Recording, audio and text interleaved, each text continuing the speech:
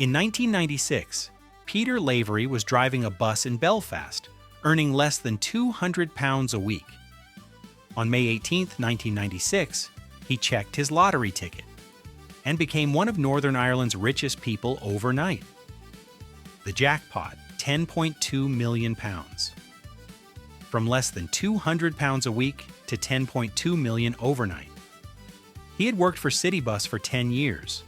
The same route, the same passengers, every single day. He went public, became a local celebrity overnight, and got over 9,000 begging letters.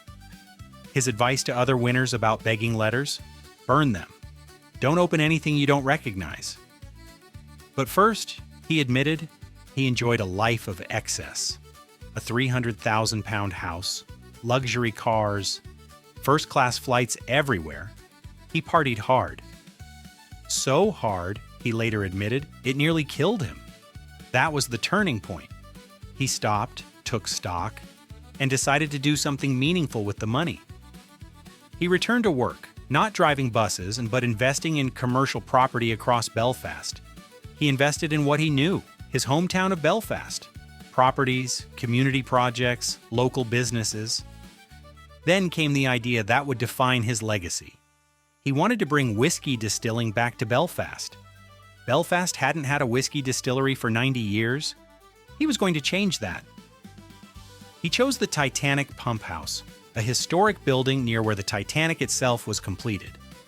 Then he moved to the old Crumlin Road jail, converting a prison into Belfast's first whiskey distillery, a £4.8 million project, creating up to 70 jobs in Belfast.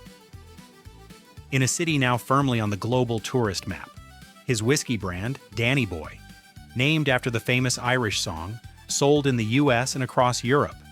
He also created Titanic Whisky, honoring Belfast's most famous ship, and Jailhouse Poteen, JHP. He partnered with Jim Beam and Cooley Distillery while his own distillery was being built. He also launched a tour boat on the river Lagan, adding tourism to his growing empire. He supported community groups across Belfast, investing in the people, not just the property. He didn't just spend money, he multiplied it. Commercial properties generating income every month, from earning £200 a week to owning 30-plus properties across Belfast. That's the compound effect of smart investing. Here's the wealth logic angle. Why did Peter succeed when most lottery winners fail? Number one, he invested in what he understood. Belfast. Property. Local business. Not abstract investments far from home. Number two, he invested in assets that generate income. Property rents, whiskey sales, tourism revenue, multiple streams. Number three, he had a vision bigger than spending. The whiskey distillery wasn't just a business, it was a legacy for Belfast. Compare that to Mickey Carroll, who won £9.7 million at 19 and was working in an abattoir at 25.